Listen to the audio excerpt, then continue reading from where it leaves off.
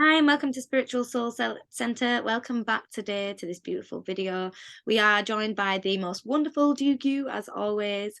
So excited to be chatting today. There's been a lot of heavy energy going about and a lot of multiple energies over the past couple of days. So it's really, really, really so important to claim your energy as your own, protect your energy, reclaim any energy back that you have had lost. I need to hiccup. Excuse me.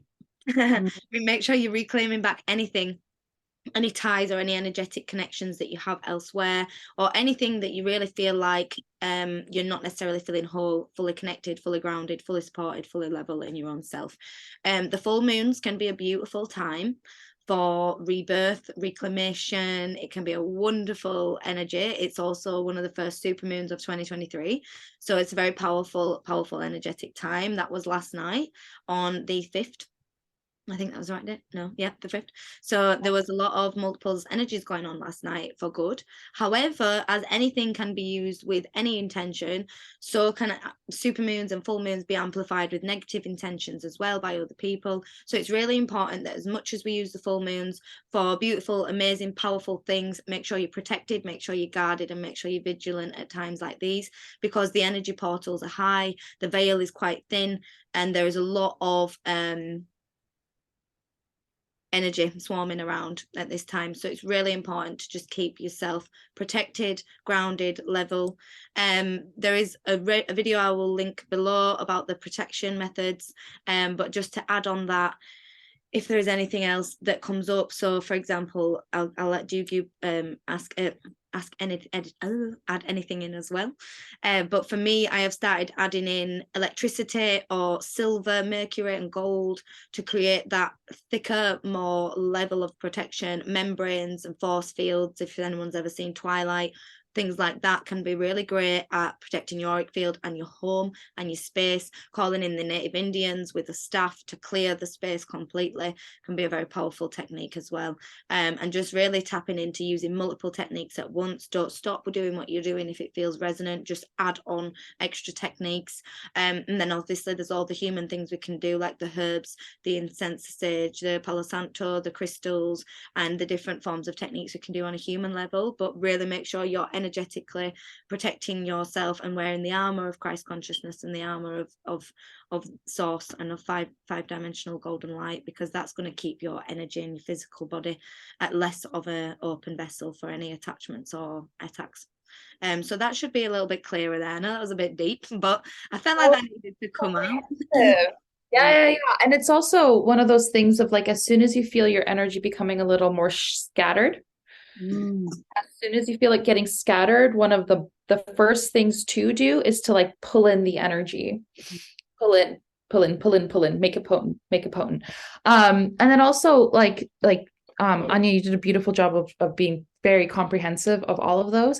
And more than anything, this is being communicated from a very like neutral, objective, 0 point space where it's for our knowledge. It's not from this fear point. It's not from ego. It's really from this space of being naive on this journey. You learn a lot through trial and error. And so it's not about naivety, right? It's about, oh, I fully know. And so what you said earlier, Anya, like protect your and know who you are and stand within that. That's one of the biggest like keys to take home, I would say. 100%, and it's so true. And just on what you're saying there, the one of my favorite sayings to say is, the more you know, the safer you are. So the more you educate yourself, as much as people, oh, I'm going to learn more of the target, it's actually the opposite. The more you learn, the more you're capable of protecting yourself, the more you understand yourself on a multidimensional level, the more you have connections and communication and discernment between your own energy and interference energy or other people's energy. So like you say, it comes from a really neutral perspective, and the word bad and good is so subjective to personal interpretation. The main thing is checking, does this feel vibrationally aligned to me? Again, I've said this before, and many times people know show me your true vibrational frequency, or is this vibrational frequency aligned to me, is the most powerful thing you can ask, because that cannot lie. You will feel it, you will see it, you will know it instantly if that decision, that person, that energy exchange is in the best interest of your highest good. And if not, then that's when you choose with your own free will whether to do it or not, you know. So it is a really kind of, it's a weird one, isn't it? Because it sounds very like, oh, you have to do this and this and this. No, it becomes normal, like routine, as I've said before. But also you choose to do it because you know the consequence of not doing it is a lot worse, and you was already experiencing them consequences prior to learning this knowledge. You just didn't know that's what it was. It was being diminished off as a headache, or, you know, an illness, or bad people at work, or, you know, not realizing that when you're beaming and shining your light, that's when mosquitoes are drawn to the flame. So it's so important to have your mosquito net up before you shine your light bright. I love that. Beautiful. Wow. Show your true frequency. I love that. Vibrational frequency. It works all the time, especially if you're a psychic medium channeler, or working with any ETs, or even when you're calling in your spirit guides, even your higher self, because, you know, these things can bullshit and lie. And it's so important to have discernment on vibrational frequency, because you know how nice feelings feel, love and joy, and calm and peace and wholeness in the heart, and you know how not nice feelings feel. I mean, your face will say, oh, your energy, your shoulders, your body language, you know, that will be so telling of how you feel about that vibrational frequency. So even if you're not seeing anything, even if you're not getting yes and no, I rarely get that. I ask the vibrational frequency and I'll get a feeling, and knowing it's either a very nice warm feeling, or it's a very sicky, twisty, this ain't good feeling, you know. So I have discernment that way. Some people may get a green tick, a red cross, you know, you may get different symbolisms for that. And I think the thing is, I know a lot of people that are so in tune, so connected, and they get all these signs, and the higher self over here, over here, over here, and they go, coincidence. Oh yeah, but it's this. I just don't know. And I get it. I do understand it. I do. But I almost look at it not from my perspective. I look at their highest self's perspective, and it's frustration. You know, it's like sometimes things are so clear to us, you know, and if we were told it so clearly like that from these authoritative figures that we have such respect, well, we don't, you know, for their word, or people did, maybe not anymore, then we believe it with instant. If we read it in a book, if we're told it from a tutor, you know, we have that instant knowing. Whereas when it's shown to you from your higher self, from your guide, through colours, from you hearing a conversation, what you were just talking about, or someone coming up and saying something. I asked for confirmation the other day, drove past a sign that said angels rising. 10 minutes down the road, I seen a giant iron statue of an angel. And then at the side of it, it was a phoenix rising from the flame. I was like, are you fucking joking me? Could you make this up? You know, and what would people say? Oh, it's just coincidence. I literally said, I just need to know why me in all this. Why me? You know, why me? Why this? Angels rising, phoenix rising from the flame. And that was the confirmation. That was all I needed to know. Okay, I get it. You know, sometimes it can be the most beautiful sunset on a day that was just so perfectly aligned, and that confirmation from the universe's support and the love and the joy that she's bringing to raise that frequency. Oh my God, there's so many signs that we see. And I really think it's time to strip back the ego a little bit, and that fear of seeing things that maybe might be a little bit weird and might not be the societal norm, and starting to see them for what you feel and how you feel them in you and what they really are. Exactly. And I want to say that there's also ego when we're communicating this to someone and expecting them to validate us for what we internally feel inside. Because for the first couple of times, sure, that's okay. But then it's like, wait, before I communicate this to someone, I got to be good with like what I felt as being truthful for me. Because if your body does not feel it as true for itself and needs external validation, ego. Bang, that was so accurate. And also it helped me reflect on myself too, because the whole theme of this video today is transitions. That's what we want to talk about. And I've got multiple transitions going on different human levels, spiritual level, career levels, like many at once, as I always choose to do. It's never just one for me. Always, girl. However, you know, the main important thing is when you look at things you're not sure about and you're not sure how they're going to go, and you don't know how you feel, that's when you have to channel in, because the human mind, no matter how in tune you are, how connected you are to the ETs and the spirit and the higher self and everybody, if you're in the human mind of fear and anxiety and all them feelings, you ain't getting your clear answer. And that's what I've been experiencing in my higher dimensional thoughts lately. I go through these roller coasters of, oh, what does this mean to me, and how do I feel this, and and it's been hard to gain clarity without the control that I usually have over how things are going to look and why it's going to be and when it's going to be and how I'm going to be and what I need to be prepared for and how I'm going to prepare for that. I don't have control over everyone else. I just want to do me, and this is the thing, when I don't know the details of multi different things, it's like, okay, so how can I plan and prepare? How can I feel energetically ready? Because I like to prepare for that. And the answer is you can't, you can't. You're not going to be able to. Goes for so many things in life. Excuse the dog, just having a play.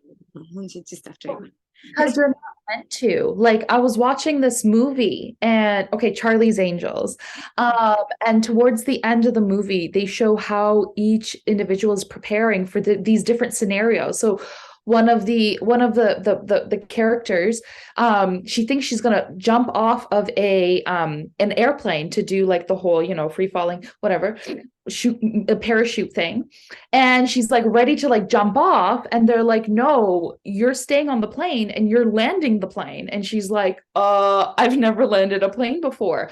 But only in those scenarios where your adrenaline is rushing can you actually know what you're going to be doing. That is like a very primal like response. And that's exactly what these situations and these transitions are bringing up, which goes into like these various forms of transitions. What are the various forms of transitions, Anya? Transitions. And this is so interesting because it's so multidimensional, right? Because we have, like, on a human 3-dimensional level, we have like lifestyle transitions, personal integrational transitions, from one journey of life to another, from one aspect of self to another, from one relationship to another, from one relationship dynamic with a family member to another. All these slight dynamics and transitions that we make on a smaller level in a human way that then impacts out on a bigger level, on a multidimensional level way. But then we have career transitions and stepping out of your comfort zone, and then we have making the leap to just sell your house and go get a camper van. All these small but bigger things, and in the moment they are bigger things, but in the bigger scheme of the things, they're smaller little details. They are like the individual personal transitions that we are experiencing on a day-to-day basis in our own little lives, and we have that, and we'll come back to that, because we'll come back to how that affects us in terms of like how we deal with them one-to-one transitions and the different layers to that, and the intensity of how that can feel in the moment compared to the bigger scheme of things. And then we have like multi-dimensional levels of transitions in terms of what we're going through right now as humanity is something that none of us can prepare for, because it's never fucking happened before in the history of humanity. So no one has a clue what's going on. And also, no one's meant to. Like, we're meant to have some parts of the puzzle are being filled in by other different workers, and always. However, the whole point of it is to step out of everything we know, to step out of the polarity, the 3-dimensional frequency of negative drudge of heaviness. So by trying to micromanage it, it's stopping the flow from just boom, and that is a massive transition for us all to adjust to, because we have the personal individual transitions to deal with on this day-to-day life, and then we have this zoomed out evolution of humanity that's going on right now, and no one knows what this is going to look like next week, next year, next month. No one has a clue where this is going. We all have an idea. We all have a thought. Some of things is not going to change at all. Something is completely the opposite to how it is now. There's so many different variations of this transition. But the point is, what do you feel for you? Because for me, I know that I don't see my future being the same as my childhood. I don't see my life continuing on in the same density, in the same frequency. Now, if that's going to mean on a human level that I don't know how that works on a human level. Sorry, guys, we just stopped for a break for the dogs was back in. We're back. But yeah, so navigating that on a human level. And yeah, I mean, I think it's one of the difficultest things also then the transition of being a higher conscious being, having a higher consciousness knowledge, and then having to transition to actually living a three-dimensional human experience. And well, Mhm. go on, sweetie.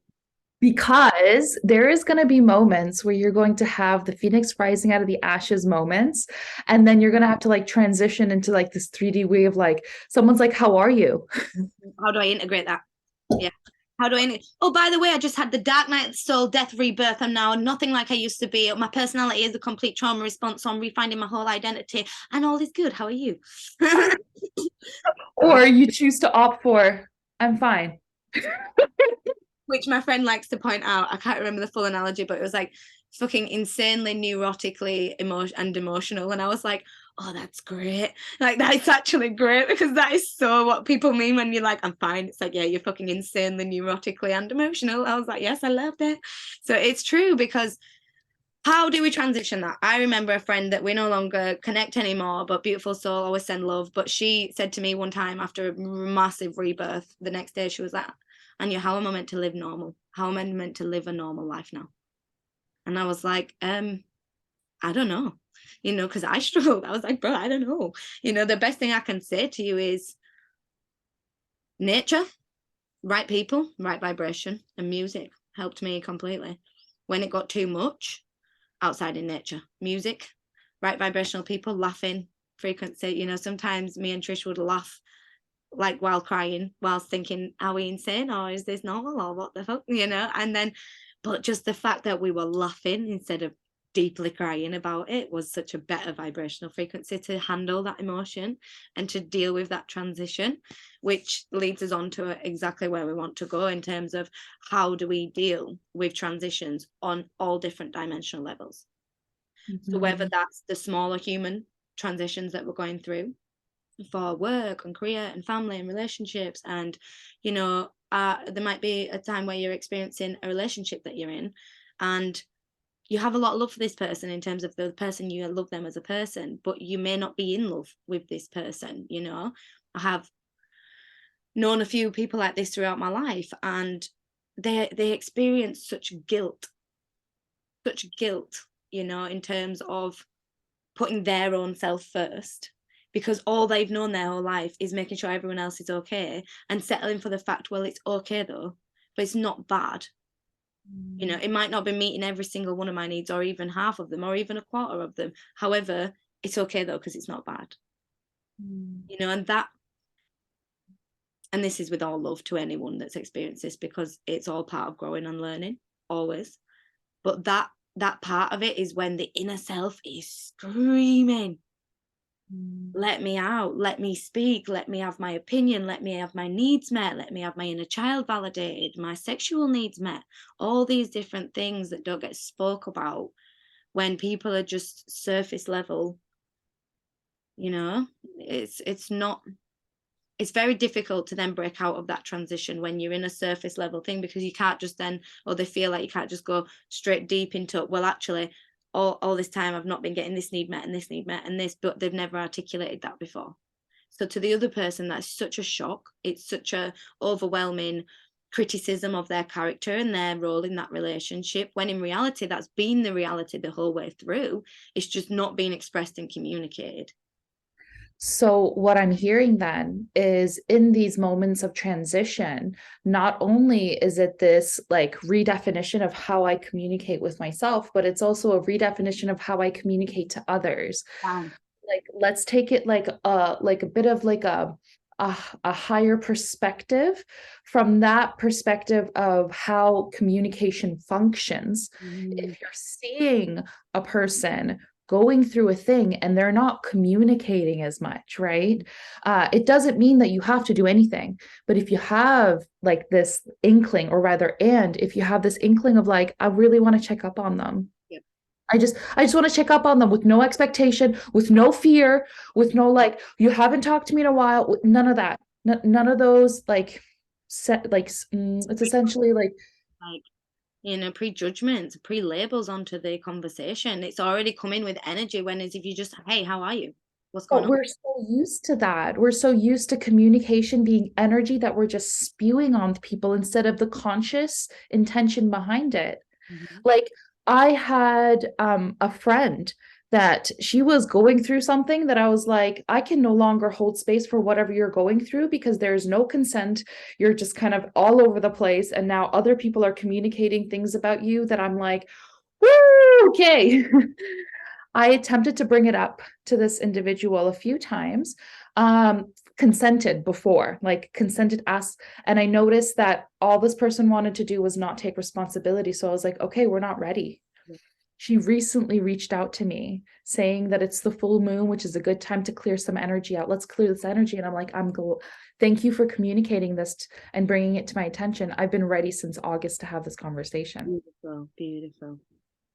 And yet here, like at the moment that it was happening, I attempted to, and then projected on. I attempted to, and then got projected on. And then I was like, I can make this a me issue. Mm. Totally could. And I took responsibility for my part of it. I did. Yep. And then I realized, oh, there is a higher purpose to communication that really goes hand in hand with humanity. And so when we're going through these transitions, if you don't have the words to say it, and we're in this like space of like going more inward, going into the cave, Yep. going into the womb, whatever that feeling is, it's also this self-awareness of like, oh, dang. So am I communicating to others what I'm doing or my needs in that moment? Right. And Right. then it's like, okay, so once you have that self-awareness, you yourself, me, myself, is the only individual that can then make the changes for the next time. Right. I'm like, oh, I'm going inwards, guys. Hey, just want to let you know Mm. I'm going to be out for a few days. Please check up on me, or I'll check in with you guys when I'm ready to come out. Mm-hmm. And then even like that, because that in itself is just so powerful. But then let's take a step even before that. Like one of the biggest transitions is learning to even acknowledge what your needs are, and when you've been living in fight or flight and survival mode, and living life for other people.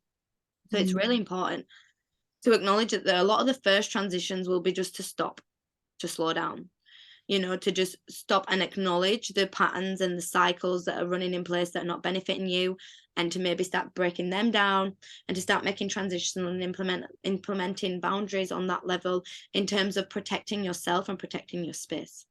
Then the transitions may come to discovering self, acknowledging things about self, acknowledging communication, things that need to be expressed, and how you communicate when it's not in anger and it's not in emotion and it's not in fight or flight and it's not in an argument, or it's not when you're trying to get someone's attention. It's just a genuine, I need this to express, and I'm going to do it like this because it's not a volcano. So this is that all parts of them, different types of transitions.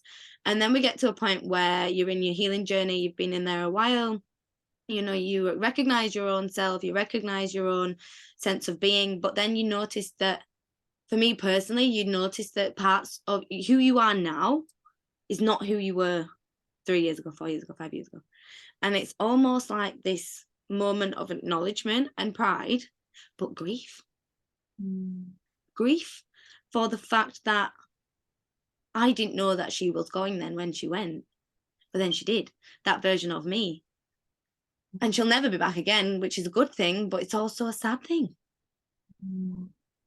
And I think it's okay to grieve that transition and to acknowledge that part of the transitional journey, that also have so much fucking love and gratitude for the fact that you would not be here right now in this more healed version of you without the version of you that got you here to survive.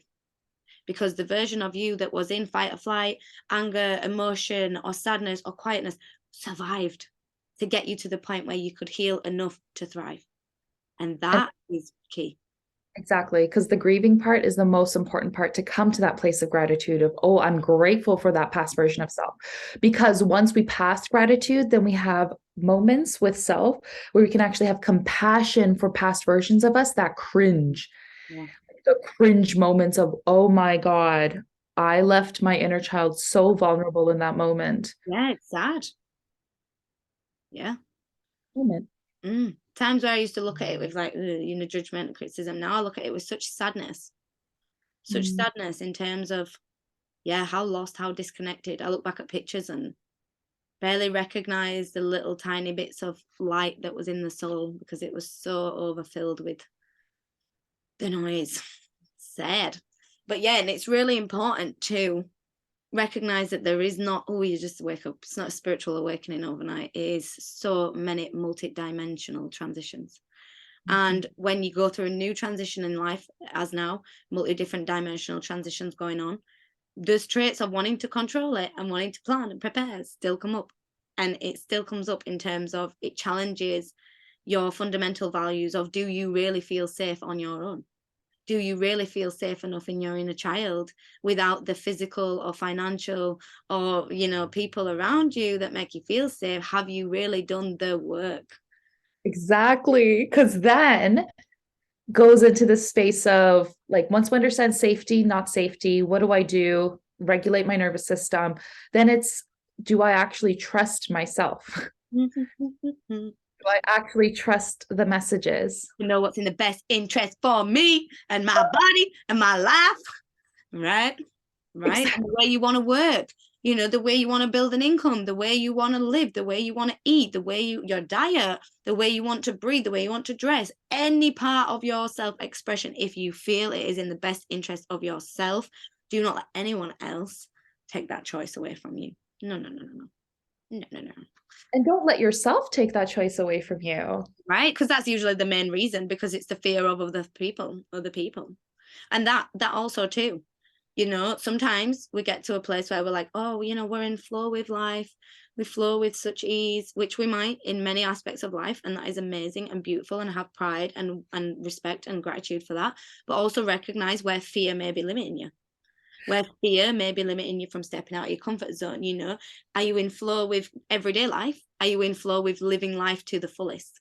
Yeah. With living life to the full extreme of using your body to the full potential, using your emotions to the full potential? Are you living life to the fullest capability that can be at the highest potential? If not, then you're not. Then you're in control.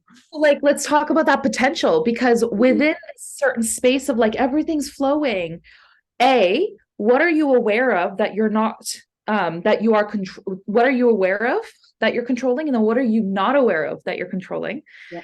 Because potential energy, one of the best ways I like to describe it in this very three-dimensional concept is the potential energy of a ball at the bottom of a hill. This is the hill at the bottom, right before it goes up the hill. What is the potential energy of that ball? Nothing. 0. When it gets to the top, what is the potential? What is the potential energy of that? Unlimited. A shit ton. Exactly. Now, it might just be that like the ball might not actually go down and it's right balance in the middle, but there's a lot of potential energy in there. And so when we're talking potential energy and potential energy of human potential, that's when we're tapping into, okay, so this life is not meant to be everything's good. We're just like floating and we're flowing and everything's love and light. And oh my gosh, this is amazing. And that is amazing. And like, I have a lot of people that I know that are living in Costa Rica saying that everything's amazing and everything is all of these beautiful things. And if something were to happen and we take you out of that comfort, would that still be the case? Yes. Or if something happened, let's say financially, we take that out. Are you now feeling? Yeah. And that is what a big lesson I learned this year. I've been going to therapy a long time.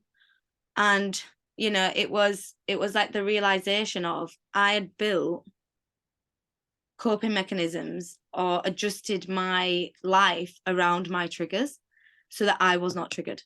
So that I thought, oh, I've dealt with anxiety. It's cool. I've got rid of anxiety. It's all good. I got into a new situation. I was like, holy fuck, I can't breathe. Like such an anxiety reaction. And I was so confused. And I was sat in therapy and then I clicked it. I was like, oh my God, I get it. I had adjusted my life to meet my own needs so that I was not triggered. I was literally micromanaging each and every aspect of it, so that I was not triggered. I was not at this discomfort and dis-ease. So when I got extremely triggered in multiple different ways all at the same time, it really reflected me in on why, what is not feeling stable, what does not feel secure, what does not feel loved and whole enough inside me that needs more work on to feel that stability and structure. And that's what I did. I went within and worked on the insecurities and the doubts and the inner worries and things like that that was blocking that, and blocking that feelings of safety and power and confidence. So that's kind of how it works. You're not going to not experience these transitions. You're going to experience a layer of multidimensional transitions, but it's about how you respond to them.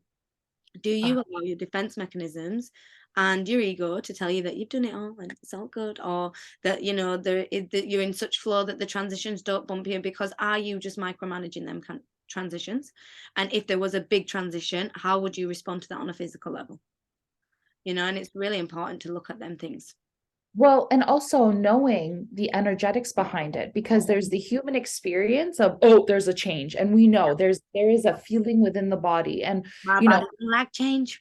oh my goodness. Well, we're not meant to, because the human brain loves familiarity. It loves knowing and preparing. It loves feeling safe within this zone of tolerance, which is we're gonna survive, is literally the case. But the energetics of a transition and shift is such that it's like, oh, the potential for change is happening. It's happening. And all of a sudden, what happens in our physical world? We become more like, shoop. Mm-hmm.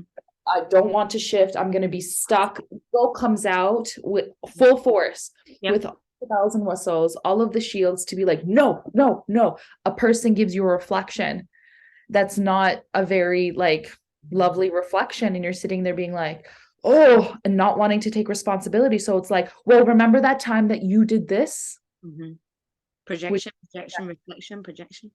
Exactly. Mirrors are just bouncing, and it's only when we look the mirror on self, when we see the truth and clarity, and we're like, oh, okay, that was a reflection of my own sense of being. I'm going to really make sure that I'm now expressing myself more clearly, setting a boundary, removing myself from that situation, also having enough self-respect and love to not communicate with myself in that way. That's a great reflection. It can be such a powerful thing. 100. And then it's looking at so from that perspective of what's happening with the energy, it's like something's coming through. I don't know what's happening. And it's this agitation. It's just what's happening, because it's pushing you out of the comfort zone.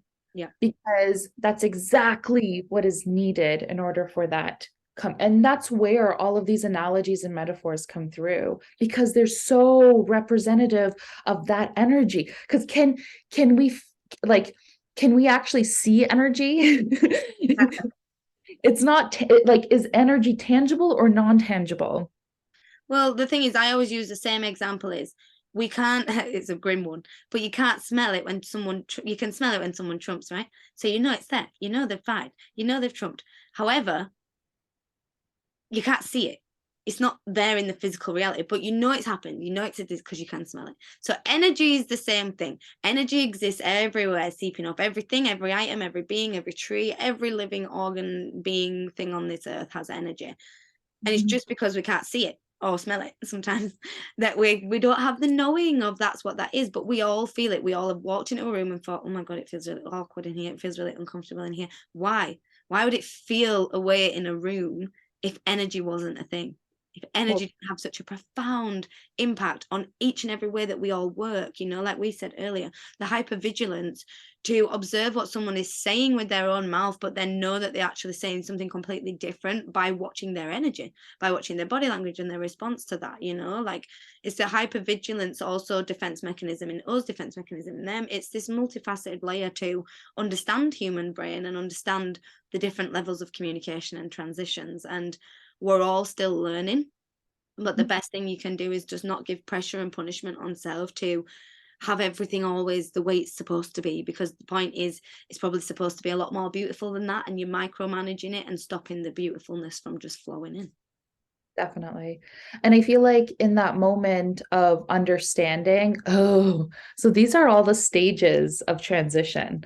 There's the beginning phase of just okay, things are changing. And then I have a choice. I have a choice of understanding, oh, I'm feeling a little unsafe, or you know what, I'm ready to come out a little bit. And then noticing more and more how the body is responding on the subconscious level and on the conscious level. And then comes the point where you have to make that decision. Like, do I choose to continue? Is this for my highest good? And then from that space, then utilizing that energy, because when energy is in transition, there is so much movement and transmutation. Like that is the perfect amount of potential energy to then push us through to that transition. Because it's not going to happen out of nothing. It's not going to happen in comfort. It's not going to happen when everything's hunky dory. No, that's the thing. We don't have, we, as much as it's so contradictory because we're moving out of the polarity of the extremities that we've been in the three-dimensional frequency, but it can't all just be, oh, it's great every single day. We have moments as a five-dimensional being, as living in a higher consciousness frequency, where I get pissed off, where I get sad, where I get emotional, where I get different feelings. But the difference is I don't let it swallow me up whole. I don't let it eat me and keep me in that vibration for days and weeks and months and feed on that. I don't stay there. I feel it for a very passing, it comes and it goes. That's what emotion is, as we said before, energy in motion. It's just the energy flowing through, and then different feelings have to come up, because how would we know how cherished and loved, what joy and these beautiful love feelings feel like, without the understanding of fear and rejection and these things? Even if it's the comparison is very small to that, it makes us have the experience and gratitude and understanding of the different levels to it. That's the whole point in the human experience. That does not mean to say that we're going to continue in such a lower density or vibrational frequency of the earth, because I do not believe that is so. And that's where we start to take responsibility of self. Mm-hmm. Because that responsibility of self is not in the same way of like, be responsible of yourself. No, it's like, oh, now that I'm aware of this, what do I choose to do? Oh, I'm aware of like something coming up. For instance, an emotion is coming up. That's a cue from your body. It is literally like a GPS like signal of like, look here, or you have a pain in your body. It's saying, oh, look here, because that's exactly what's happening. So once we take responsibility, exactly where we get to be like, oh, wait, if I know changes and transition has the potential energy to move me out of things, how can I use a change and a transition to then move me out of stagnation? Right. Literally. That they come at the times where we're going to rise. We have the dark night of the soul, that pure depths of despair, not understanding why you'd be going through this extreme amount of torture. Let's put it in that word, because that's how do you embody it? That's my visual representation of dark night of the soul. No. And then we have the white zone of expansion, which is like, we'll have that, and that's kind of the knowing. So it's the knowing, the understanding of the multidimensional layers, the understanding of the whys, the process in the bigger picture. We have the like almost like the looking back kind of perspective. Oh, that's why that, and that's why that, and I understand that, and that taught me that, and it's connecting all the dots together. It's getting the bigger picture. Then when we move out of the white zone, which is what a lot of us are going into now, is the red zone rising. And that's the transformation to true self. That's the embodiment and the integration of all the things that we have gained and learned through the white zone, through the expansion, through the understanding, through the learning. It's okay to know it, but are we living in it? Are we speaking in it? Are we feeling in it? That's the integration process, in actually understanding it on a multidimensional level. Not only that, away from the human level, well, no, on the human level, it's the activation from carbon-based to crystalline DNA. It's the activation of the crystalline DNA in the body, which means the activation of the abilities that people would call magic and things like that, the psychic and intuitive and vibrational frequencies and channeling and understanding, healing, all these different levels of us in this frequency that we have access to, especially those on a higher consciousness now, will be having access to them different abilities. And not just that, we have access to the oversoul, the memories. Over time, we'll have access to understanding of who we are on a multidimensional level, the experiences we've learned in different lifetimes, which is then going to embody us as such a more connected being to our source, to our oversoul, and such a more powerful, confident soul, rather than just this small fractal of self feeling completely disconnected from everything else. So these transitions that we are going through are going to be on a human level and on a much higher dimensional level. And it's about how do we integrate that together and support each other through this transition, because it's not going to be easy and it's not going to be the smoothest thing ever, but it can be easier than fighting it. Yeah, that was a lot of transitions that you mentioned. I would say, like, when you said, like, to know when, I mean, it's being present and doing the simple work before we get to those higher level works. Yeah. You can't integrate all parts of yourself immediately. That's not the way this life No way. is. No way. Yeah, no way. We're You can't handle it. You can't handle the understanding of that. But say, for example, now over the past couple of years, I mean, I've been working with past lives for about 3 years. So the understanding of the different versions of past lives that I've had, the different abilities that I've had, the different fears and insecurities that came from them lives. Also, then, like, my understanding of I am so much more greater than one small human in this lifetime with the ability of connections and power and my team. And it just makes everything with a different perspective. And then we expand on that perspective in when it's in our highest good, you know, with a newest past life or a newest different version of self or a new message from source, a new understanding of self. And it's that integration process. It's like a drip fed thing that's just going to keep expanding and getting bigger, all in what the timing of the highest good. It cannot possibly happen overnight, but I do think it will be quite a fast tracked process, not necessarily everything at once, but people having to shed their traumas, have expansionness, and then the understanding of embodiment will come over a lot longer of time. But this kind of getting rid of the heaviness seems to be speeding up right now. Seems to Yeah, be very intense for a lot of people. So yeah. just know that that's very normal right now. And also feeling when others are in a shift and you might have just settled from a shift, Mm-hmm. feeling that others are in a shift is also a great time to work on your own stuff, whatever it is, just keeping energy inward, like keeping energy to be more aware of like what is coming up for you. Because there's moments where I wake up and I'm like, whoa, what is happening in the world right now? Because Literally. I am feeling it. Mm-hmm. So And then my on God. them days, it's so important to give self love and then give earth love, but always replenish self first so that you can help everyone else. It's like putting your own oxygen mask so you can put on other people's, you know? How much use would we be if we don't even put on our own and then everyone's dead?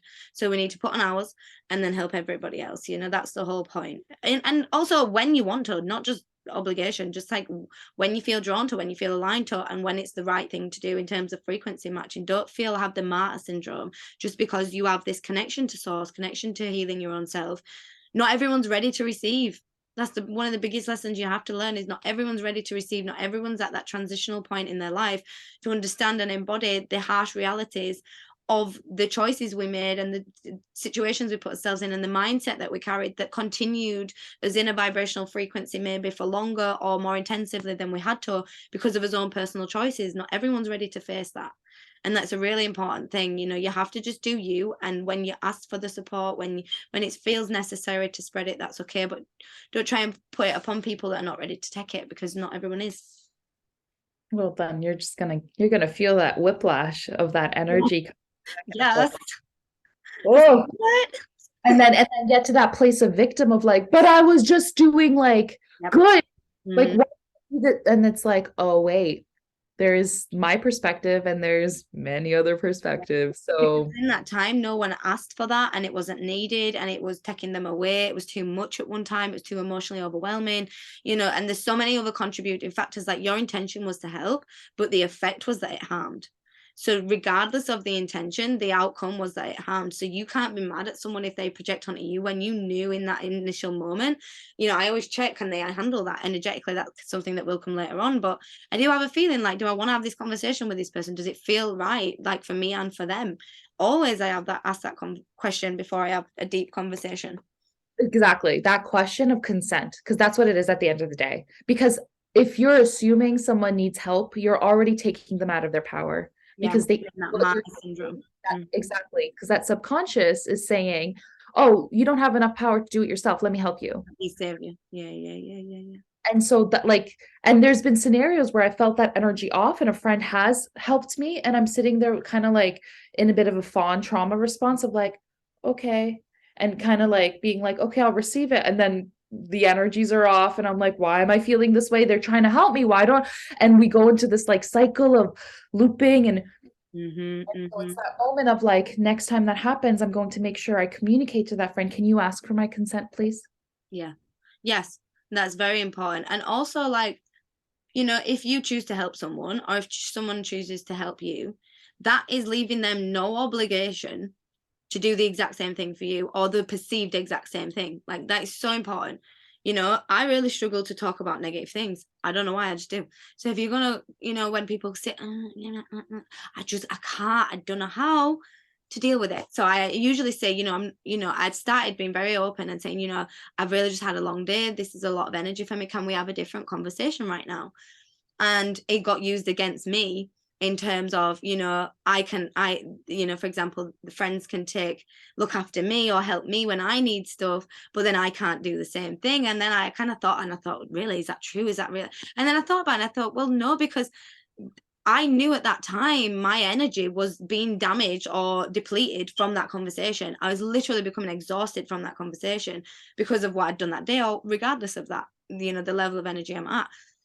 So to have that conversation would be negatively damaging me. So am I meant to do that because I'm in obligation to owe that debt back, or because that's about being a good friend? But that's not honoring my needs, and that's not honoring my inner child, and that's not honoring my own soul. And that's going to cause then resentment and negativity towards that, because I'm just going to not want to associate with that. So the cycle is actually going to get a lot bigger and a lot more over dramatized than it had to be. Whereas if that person initially didn't want to take on that first person stuff, they should have just said, I don't want to take this on in that moment. So then they wouldn't have the expectation that they owed them back. Because that's the problem. It's the expectation that you owe something to someone just because they help you in that moment. That's not true.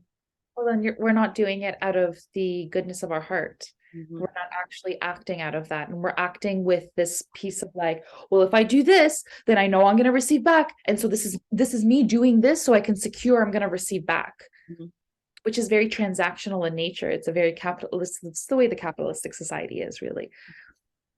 And it makes sense, but it's also like, you know, in terms of friendship and family and dynamics, like, people are there for people in different roles and different ways, you know, like some people are older souls, some people have had more soul experience, some people have healed more traumas, some people are able to hold more space for other people. And there might be times where it's more frequently one person doing it for the other because they are more higher up in their journey. And that's on both individuals to choose whether that relationship is in the best, highest good for themselves. And if it's not, there can't be then resentment and guilt and blame put onto the other because someone helped someone or someone didn't do the same thing. Like, this is just the three-dimensional version of it's projection of own shit onto someone else. Exactly. And that's where I feel like when we actually communicate the truth, then it brings everything that was in the shadows up to the surface. And that's the purpose of it. That's the purpose of the truth piece of it, is like, truth is the way to be able to like bring whatever was happening up to the surface. But if you're not speaking it, it's going to stay in the shadows. It's going to stay in the subconscious. And it's going to riddle up in the body, and it's going to, like, you know, it's going to feel it. You're going to feel it there. And it's just something that's not necessary in terms of, like, you can't project onto someone else because you didn't affect your boundaries in place. And that's just a whole contradictory statement in itself. You know, you can't be mad at someone else because you didn't put boundaries in place. That's your own fault. And I think that's really, I had to learn that lesson myself. You know, it's so important to learn. We all learn the lessons. That's why when I'm saying it, it's not a judgment of self. It's not a judgment, oh, you shouldn't do that. It's just learn from it and reflect upon it. If you've projected onto someone else because they didn't do that and they didn't meet that need and they didn't bring that thing that you've done back, look at where you're asking someone else out of obligation, responsibility, or obligation is the right word, like the transactional exchange, you know, really. It's about channeling in what do we need from self, and you know, if we kind of, you need it off some other person, it's obviously asking the consent and things like that, but it does go so many layers. But it's just really important to not project onto other people and not expect and have obligation and responsibility, because that is very important when in terms of finding healthy dynamics. That's so important. That's what we're really doing, is balancing what feels good for us. Right. That's just what it is. And I feel like that's a really good place to kind of sum it up. You know, it came to a really nice little change end. But maybe, also, it's all about change. It's all about change, isn't it? It's all about change. And also, just the last thing to mention, because I've seen it there, is disassociation. We've not necessarily mentioned that as much, because I'm more of a let's deal with it right now, right in this moment. However, there is a lot of people that deal with things like this by dissociating and, you know, like carrying on in normal day-to-day life and ignoring the kind of elephant in the room And on days like that, you know, sometimes it is necessary to disassociate to survive, and that is okay. But it's really important then to go check back in with self. Simple questions. How are you feeling? How did this make you feel? How do you feel in this now moment? On a scale of 1 to 10, what are your emotions? What words come up when you ask yourself how you feel? Really checking in with your own sense of self to actually identify what emotions are going on with there, rather than just disconnecting and disassociating, because that will build up and become a physical communication of dis-ease if we don't get that out emotionally usually. So it is really important not to just turn off, you know, it's so important. But yeah, I've really enjoyed it today, and I think it was really important to talk about the things that we've spoke about. Is really necessary. Also, just to shed light on everyone's going through transitions, whether it's the human transition or multidimensional transitions.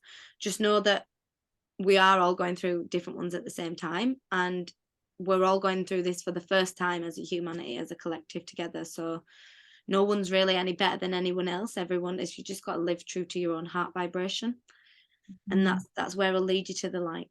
But yeah, if there's any questions or anything that anyone wants to add to the channel, or anyone wants to talk about, please comment below or get in touch via the website.